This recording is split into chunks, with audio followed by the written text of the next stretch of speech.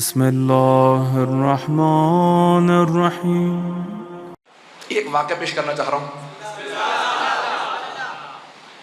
امام دوبارہ توہین مقصود نہیں ہے، اور بہرحال امام ابو حنیفہ کا واقعہ کہ وہ جب کوفے واپس آ گئے تو پڑھا رہے تھے، تو پڑھاتے پڑھاتے انہوں نے ایک مرتبہ کہا، امام ابو حنیفہ نے اپنے شاگردوں سے کہا کہ میں امام صادق کا شاگرد ہوں، لیکن میں اپنے استاد کی 3 باتوں کو نہیں مانتا۔ وہ کہتے ہیں کہ اللہ ہے لیکن نظر کبھی نہیں آئے گا۔ یہ کیسے ہو سکتا ہے؟ جو شے ہے وہ نظر آنی چاہیے۔ تو میرا عقیدہ یہ ہے، وہ یہ کہنے لگے ہم روز قیامت خدا کو دیکھ لیں گے۔ آج ابھی تک بہت سے مسلمانوں کا یہ عقیدہ ہے۔ کیوں؟ کیونکہ بزرگوں نے دے دیا۔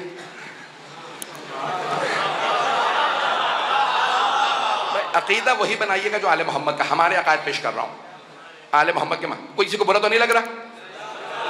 سنیں گے حضرات؟ عزیزان گرامی، انہوں نے کہا کہ میں اپنے استاد سے 3 باتوں میں اختلاف کرتا ہوں۔ پہلے وہ کہتے ہیں اللہ ہے، نظر کبھی نہیں آئے گا۔ میں کہتا ہوں کہ نہیں، اللہ نظر آ جائے گا، روزہ قیامت ہم سب دیکھ لیں گے۔ اور انہوں نے آیت پیش کی، وجوہ یومئذ ناظرہ الی ربہا ناظرہ۔ اس دن چہرے گھبرائے ہوئے ہوں گے اور اپنے رب کو دیکھ رہے ہوں گے۔ کا قرآن کی آیت ہے کہ لوگ چہرے اللہ کو دیکھ رہے ہوں گے۔ چھٹے امام سے پوچھا، مولا اس کی تفسیر کیا ہے؟ آیت ہے قرآن کی کہ اس دن چہرے پریشان ہوں گے، اپنے رب کو دیکھ رہے ہوں گے۔ کہ یہ ظاہری دیکھنا نہیں ہے، کہ یہاں دیکھنے سے مراد یہ ہے کہ اللہ کی رحمت کے منتظر ہوں گے۔ نہیں پہنچا سکا۔ آپ بھی کئی مرتبہ اپنے بزرگوں سے کہتے ہیں، جب میں پریشان ہوتا ہوں تو میں آپ ہی کی طرف دیکھتا ہوں۔ دیکھتا ہوں یعنی میری امیدیں آپ سے ہوتی ہیں۔ کہ اس دن اللہ کو دیکھ نہیں رہے ہوں گے، اللہ سے امید لگائے بیٹھے ہوں گے، رحمت الہی کو دیکھ۔ پتہ نہیں لوگ ہیں یا نہیں ہیں؟ کہ اوروں سے نہ سمجھنا، ہم آل محمد سمجھائیں گے۔ آیتوں کا مفہوم کیا ہے؟ وارث سمجھا سکتا ہے۔ تو پہلا اعتراض کہ بھئی ہم روزہ قیامت اللہ کو دیکھ لیں گے۔ دوسرا اعتراض انہوں نے کیا، انہوں نے کہا کہ امام صادق علیہ السلام فرماتے ہیں کہ ہم اپنے افعال کے ذمہ دار خود ہی ہیں۔ ہم نیکی کریں تو ہمیں ثواب ملے گا، برائی کریں، گناہ کریں تو عذاب ملے گا۔ یہ کیا بات ہوئی؟ ان اللہ علی کل شیء قدیر، قرآن کی آیت ہے۔ ہر چیز پہ وہ بھی آیت ہی پیش کر رہے ہیں۔ اللہ فرما رہا ہے کہ وہ ہر چیز پہ قدرت رکھتا ہے۔ جب وہ ہر چیز پہ قدرت رکھتا ہے تو جب میں گناہ کر رہا تھا مجھے روک سکتا تھا؟ اس نے مجھے قتل سے نہیں روکا، اس کا مطلب ہے وہ چاہتا تھا میں قتل کر دوں۔ تو اللہ چاہتا تھا اس لیے میں نے گناہ کیا، اب میں اپنے افعال کا ذمہ دار نہیں۔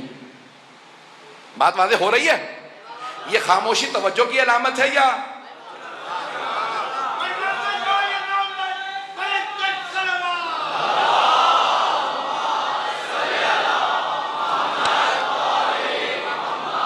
تیسرا اعتراض؟ انہوں نے کہا تیسرا اعتراض یہ ہے کہ وہ فرماتے ہیں کہ امام صادق السلام فرماتے ہیں کہ روز قیامت شیطان جہنم میں جائے گا اور وہاں اسے عذاب ملے گا۔ میں نہیں مانتا۔ کیوں نہیں مانتے آپ؟ کبھی اس لیے نہیں مانتا کیونکہ شیطان بنا ہے آگ سے، اور جہنم میں بھی آگ ہے، تو آگ آپ کو کیا نقصان پہنچا سکتی؟ شیطان کو کہیں اور ہی بھیجا جائے گا۔ اب میں کچھ نہیں کہہ رہا ہوں۔ تو انہوں نے کہا شیطان جہنم میں نہیں جا سکتا کیونکہ آگ کو کیا نقصان پہنچائے گی؟ اب تک تو سب سن رہے تھے، اب شاگرد بیچارے آیتیں سن رہے تھے، سب کے سب confuse.com بنے ہوئے تھے۔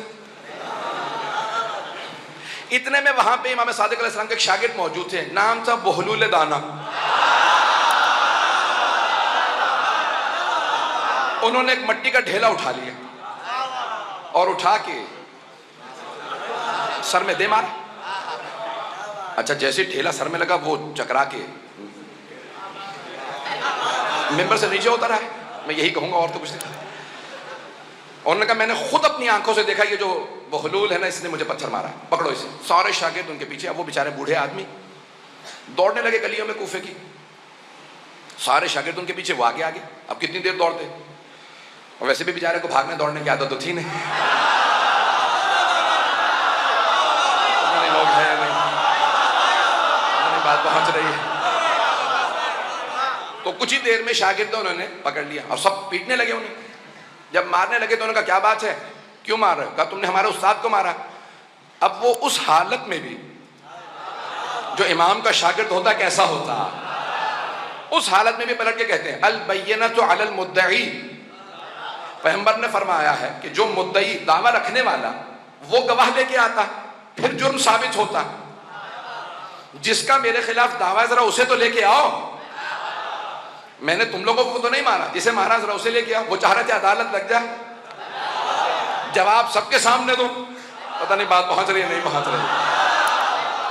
تو انہوں نے کہا البینۃ علی المدعی, جس نے میرے خلاف دعویٰ کیا ذرا اسے لے آؤ. انہوں نے کہا ٹھیک ہے قاضی کے پاس لے چلتے ہیں. انہیں پکڑا, گھسیٹنے لگے. سارا کوفہ جمع ہو گیا. کہا کیا ہوا؟ کہا امام ابو حنیفہ کا کیس ہے, عدالت میں جا رہا. فوراً پہنچے. کہا کیا بات ہے؟ قاضی نے کہا لے کے آؤ, دعویٰ کرنے والا کون ہے, مدعی کون؟ کہا لے آ.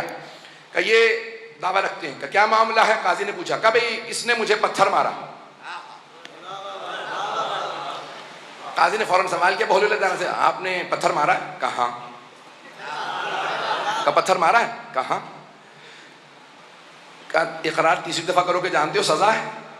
کہا ایک منٹ رک جاؤ, پہلے ذرا مجھے سوال کرنے دو. پتھر مارنے سے ہوا کیا ہے تمہیں؟ کہا تمہیں لوگ صحیح کہتے ہیں تم پاگل ہو. بھئی پتھر لگا, میرے سر میں درد ہو رہا. کہا اگر تو درد دکھا دے نا تو پھر مجھے سزا دلوا دے. اگر تو درد دکھا دے.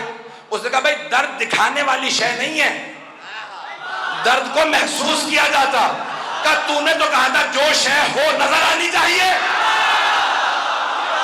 خدا بھی ہے, نظر نہیں آتا, محسوس کیا جاتا ہے.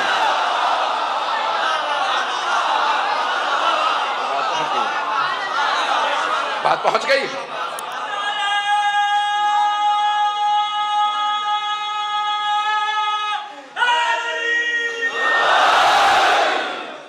توجہ ہے سجانے کرام, میں توحید اہل بیت کو پیش کر رہا ہوں. تو کہا بھئی تم نے تو کہا تھا جو شے ہے وہ نظر آنی چاہیے. اللہ بھی ہے, اللہ نظر آنا چاہیے. کہا نہیں درد نظر نہیں آتا, تم بات کو ٹال رہے ہو. کہا میں کوئی بات نہیں ٹال رہا. کہا نہیں تم نے مجھے پتھر مارا, تمہیں سزا ملنی چاہیے. کہا اچھا پتھر مارا, پتھر کس چیز کا بنا ہوا تھا؟ کیا پتھر مٹی کا ڈھیلا تھا اور کیا تھا؟ کہا تم کس چیز سے بنے ہو؟ کہا میں بھی مٹی سے بنا ہوں. کہا تم نے تو کہا تھا ہم جنس کو نقصان نہیں پہنچاتا. آگ آگ کو نقصان نہیں پہنچا سکتی. جب آگ آگ کو نقصان نہیں پہنچاتی تو پھر مٹی کو کیسے نقصان پہنچا رہی ہے؟ اگر بات پہنچ گئی ہو, اگر بات پہنچ گئی ہو تو کہا کہ مٹی کو نقصان پہنچا رہی ہے, آگ آگ کو عذاب دے سکتی ہے. کہا تم بات مت ڈالو, تم نے مجھے پتھر مارا ہے, ابھی تم نے اقرار بھی کیا. کہاں پتھر مارا, لیکن یہ بتاؤ تم نے تو کہا تھا ہر انسان جو کام کرے وہ اس نے نہیں کیا, خدا نے کروایا. تم خدا سے جا کے لڑو, اس نے میرا ہاتھ نہیں روکا. وہ چاہتا تھا میں تجھے ماروں.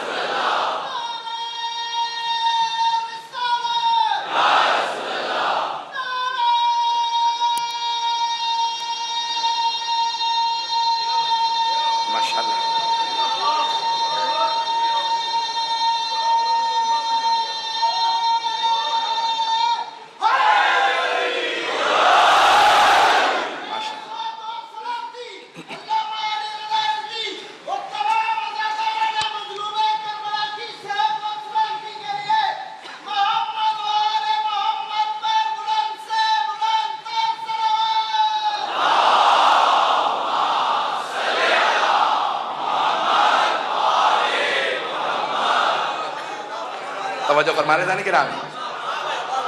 آل محمد کے ماننے والوں کا عقیدہ توحید